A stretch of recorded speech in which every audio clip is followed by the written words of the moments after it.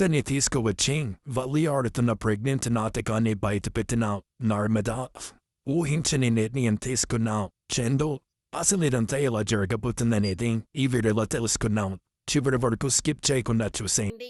Video నచ్చితే తప్పకుండా like చేయండి. నర్మద స్కానింగ్ రిపోర్ట్స్ తీసుకొని ఎవరైతే ఫేక్ రిపోర్ట్స్ ఇచ్చి వల్లికి ప్రెగ్నెంట్ అని చెప్పారో ఆ డాక్టర్ దగ్గరికి అయితే వెళ్తుంది.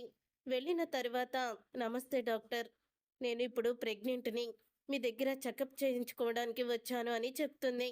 మీరు ప్రెగ్నెంట్ అన్న విషయం ఎలా తెలుసుకున్నారు అని డాక్టర్ అడగడంతో, నేను సడన్గా కళ్ళు తిరిగి పడిపోయాను డాక్టర్. అప్పుడు నన్ను ఒక సీనియర్ డాక్టర్ దగ్గరికి తీసుకువెళ్తే ఆవిడ పరీక్షలన్నీ చేసి కరెక్ట్గా నేను ప్రెగ్నెంట్ అని చెప్పింది అని అంటూ ఉంటుంది నర్మద. అవునా, స్కానింగ్ రిపోర్ట్స్ కూడా ఇచ్చింది మేడం, స్కానింగ్ చేసింది అని కూడా అంటుంది. అప్పుడే స్కానింగ్ రిపోర్ట్స్ అడుగుతుంది డాక్టర్. రిపోర్ట్స్ ఇవ్వగానే ఆ రిపోర్ట్స్ చూస్తూ అలాగే ఉండిపోతుంది. ఏంటి డాక్టర్, ఏమైంది? రిపోర్ట్స్ అలా షాక్ అయి చూస్తున్నారేంటి, ఏమన్నా ప్రాబ్లమా అని నర్మద ఏమీ తెలియనట్టు అడుగుతుంది. అప్పుడే అసలు ఊరు పేరు ఎటువంటి ఐడెంటిటీ లేని ఈ స్కానింగ్ రిపోర్ట్స్ ఏ డాక్టర్ ఇచ్చారు మీకు అని అడుగుతూ ఉంటుంది. అసలు ఈ రిపోర్ట్స్ కరెక్ట్గా లేవు అని అనగానే, అసలు మీరు డాక్టరేనా అని నర్మద అడుగుతుంది. ఏంటి అలా మాట్లాడుతున్నావు, నేను చెప్పేది కరెక్టే. అసలు ఇవి రిపోర్ట్స్ ఫేక్ రిపోర్ట్స్, ఇవేమీ ఒరిజినల్ రిపోర్ట్స్ కాదు. నేను 15 సంవత్సరాల నుంచి ఈ ఫీల్డ్లో ఉన్నాను, నాకు అంత టాలెంట్ ఉంది. ఇవి ఫేక్ రిపోర్ట్స్. ఏ డాక్టర్ దగ్గరికి తీసుకువెళ్ళా, ఏ సీనియర్ డాక్టర్ దగ్గరికి తీసుకువెళ్ళా ఇదే చెప్తారు. కావాల్సింటే ఈ రిపోర్ట్స్ ఇచ్చిన డాక్టర్ దగ్గరికి నన్ను తీసుకువెళ్ళి చెప్తాను అంటుంది ఆ డాక్టర్. అప్పుడే ఇక ఆ మాట విని, ఈ రిపోర్ట్స్ ఇచ్చింది మీకే, ఈ రిపోర్ట్స్ నావి కాదు, నేను ప్రెగ్నెంటే కాదు, వల్లీకి ఇచ్చారు కదా ఈ ప్రెగ్నెంట్ రిపోర్ట్స్, స్కానింగ్ రిపోర్ట్స్. మీకు గుర్తొచ్చిందా, ఒకరోజు వల్లీతో పాటు మేం కూడా వచ్చాము అని అంటూ ఉంటే, ఇక ఆ మాట విని డాక్టర్ షాక్ అయిపోతూ ఉంటుంది. మీరు 15 సంవత్సరాల నుంచి డాక్టర్ వృత్తిలో ఉన్నానని చెప్తున్నారు కదా, ఇదేనా మీరు చేసింది మీ ఉద్యోగానికి న్యాయం? ప్రెగ్నెంట్ కాని వల్లీకి ఎందుకు ప్రెగ్నెంట్ అని అబద్ధం చెప్పారు చెప్తారా, లేకపోతే పోలీసులకి కంప్లైంట్ ఇవ్వమంటారా? మీ హాస్పిటల్లో ఇలా ఫేక్ రిపోర్ట్స్ కూడా ఇస్తున్నారని నేను ఇప్పుడే వెళ్ళి కంప్లైంట్ ఇస్తాను అని చెప్పి బెదిరిస్తూ ఉంటుంది నర్మద. నర్మద అలా బెదిరించడంతో డాక్టర్, ఇదంతా నేను కావాలని చెయ్యలేదు.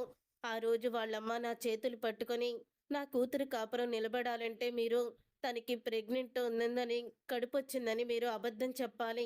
అప్పుడే నా కూతుర్ని నా అల్లుడు ఇంటికి తీసుకువెళ్తాడని నా కాళ్ళు చేతులు పట్టుకొని బ్రతిమలాడింది. ఒక ఆడపిల్ల జీవితాన్ని నిలబెట్టడానికి ఆ రోజు నేను ఆ పరిస్థితుల్లో అబద్ధం చెప్పాను అని డాక్టర్ అయితే అంటుంది. మరి తర్వాత ఎందుకు ఫేక్ రిపోర్ట్స్ ఇచ్చారు? వల్లీకి విషయం ముందు తెలీదు, తను కూడా నిజంగానే ప్రెగ్నెంట్ అనుకుంది. ఆ తర్వాత మీరిద్దరూ కూడా ఎలా నిలదీసేసరికి నా దగ్గరికి వచ్చి అడిగింది మిమ్మల్ని బయటికి వెళ్ళమని. వల్లి చంప పగలగొట్టి నిజాన్ని బయట పెట్టాను. కానీ వల్లి కూడా ఇప్పుడు నిజం తెలిస్తే నా కాపురం కూలిపోతుంది, మీరే నన్ను ఎలాగైనా కాపాడాలని నన్ను పట్టుకొని ప్రాధేయపడింది. అప్పుడే ఫేక్ రిపోర్ట్స్ ఇచ్చాను అని చెప్తూ ఉంటుంది డాక్టర్. మీరు ఇలా చేస్తే ఆ తర్వాత ఆ కుటుంబంలో ఎన్ని సమస్యలు వస్తాయో మీకు తెలీదా? అయినా వాళ్ళేదో చెప్పమంటే మీరు బుద్ధి తక్కువయ్యి ఎలా చెప్పారో? అసలు ఇది ఎంత క్రైమ్ అవుతుందో మీకు తెలుసా? దీనివల్ల ఇంట్లో వాళ్ళు ఎంత బాధపడుతున్నారో? తను ప్రెగ్నెంట్ పోయిందని ఇదే హాస్పిటల్లో వస్తే, ఇక్కడే పనిచేసే డాక్టర్ ప్రెగ్నెంట్ పోయిందని, మళ్ళీ తను ఆ ప్రెగ్నెంట్ ఆ యాక్సిడెంట్ వల్లే పోయిందని ఫేక్ రిపోర్ట్స్ ఇచ్చింది. మీ హాస్పిటల్లో ఎంతమంది ఫేక్ డాక్టర్స్ ఉన్నారు అని అడుగుతూ ఉంటే, తను ప్రెగ్నెంట్ పోయిందని ఏ హాస్పిటల్కి వచ్చిందా, లేదో అలా జరగదో, తనిక్కడికి రాలేదో అని చెప్తూ ఉంటే డాక్టర్, మరి మీరు ఆ రోజు ఇక్కడ లేరేమో, పలానా డేట్ రోజు అని చెప్తుంది నర్మద. అవును, ఆ రోజు నేను వేరే ఊరికి వెళ్ళాను అని డాక్టర్ అనడంతో, మరి ఆ రోజు ఎవరు? డాక్టర్గానే ఉంది, తను డాక్టర్ డ్రెస్సే వేసుకుంది అని అనుకుంటూ ఉండగా, ఇంతలో ఆ రోజు ఫేక్ డాక్టర్గా ఉన్న ఆమె డాక్టర్ రూమ్లోకి వస్తుంది. అక్కడ తుడవడానికి లోపలికి ఆవిడ్ని చూసి ఒక్కసారే నర్మద షాక్ అయిపోతూ, ఆ రోజు ఈవిడే వల్లి ప్రెగ్నెంట్ పోయిందని మాతో చెప్పింది అని నర్మద ఆవిడ్ని పట్టుకుంటుంది. ఏయ్, ఆ రోజు నువ్వే కదా డాక్టర్గా వేషం వేసుకొని వల్లి ప్రెగ్నెంట్ పోయిందని చెప్పావు అని నిలదీస్తూ ఉంటే ఒక్కసారి ఆమె షాక్ అయిపోతూ ఉంటుంది. ఇంకా డాక్టర్ కూడా తనని నిలదీస్తుంది. నిజం చెప్పు, ఏం జరిగింది అని అడుగుతూ ఉంటే, మేడం, ఆ తల్లి కూతుళ్ళిద్దరూ నాకు డబ్బులిచ్చి ఇలా డాక్టర్గా నాకు గెటప్ వేసి వాళ్ళ కుటుంబ సభ్యుల దగ్గర ఆమె ప్రెగ్నెంట్ యాక్సిడెంట్ అవడం వల్ల పోయిందని చెప్పమన్నారు మేడం. నేను అదే చెప్పాను అని అంటూ ఉంటుంది ఆమైతే. అప్పుడు ఇక డాక్టర్, ఇంత జరుగుతుందని నేను అనుకోలేదు నర్మద. ఇప్పుడు నేనే ప్రెగ్నెంట్ పోగొట్టానని నా మీద నింద వేశారు. నా కుటుంబంలో అందరూ నా వల్లే తనకి ప్రెగ్నెంట్ పోయి తల్లి కావడానికి దూరమైందని, ఆ ఇంటి వారసుడు నా వల్లే చనిపోయారని నన్ను అపార్థం చేసుకుంటున్నారు. ఈ కథకు మీరే ముగింపు ఇవ్వాలి అని అంటూ ఉంటుంది. ఇక ఆ మాట విని ఒక్కసారి ఇలా చెప్తూ ఉంటుంది. అప్పుడే డాక్టర్, పద నర్మద, ఇప్పుడే నేను ఈ విషయాన్ని బయట పెడతాను అని డాక్టర్ నర్మదతో కలిసి ఇంటికైతే బయలుదేరుతుంది. ఇంతలో ఇక భాగ్యం, ఆనందరావు ఇద్దరూ కూడా వల్లి దగ్గరికైతే వస్తారు. అప్పుడే ఇక వల్లి, ఆనందరావు, భాగ్యం, సుకన్య నలుగురు కూడా గదిలో కూర్చొని సంబరపడిపోతూ ఉంటారు. అప్పుడే ఇక అంటూ ఉంటుంది వల్లి, ఇక ఆ నర్మదని మా అత్తయ్య గారు నోటికొచ్చినట్లు తిట్టేశారు. తను ఇప్పుడు ఎంతో బాధపడుతుంది. అలా కూర్చొని ఉంటుంది. ఆ నర్మద దగ్గర మంచిదానిలా నటిస్తూ నేను కూడా దాన్నొక ఆట ఆడుకుంటున్నాను. నా దెబ్బకి విలవిల కొట్టుకుంటుంది అని వల్లి అంటూ ఉంటే ఇక ఇంతలో భాగ్యం మౌనంగా ఉంటుంది. భాగ్యం మౌనంగా ఉండడం చూసిన సుకన్య, ఏంటత్తా, వల్లి ఇంతలా సాధిస్తూ ఉంటే నువ్వేంటి గర్వపడకుండా అలా మౌనంగా ఏదో ఆలోచిస్తున్నావు అని అడుగుతూ ఉంటుంది. సింహం 4 అడుగులు వెనక్కి వేసిందంటే జూలు విప్పుకొని మళ్ళీ ముందుకు అడుగు వేస్తుంది. తన పంజాతో మనల్ని దెబ్బలు కొడుతుంది. నర్మద కూడా అంతే.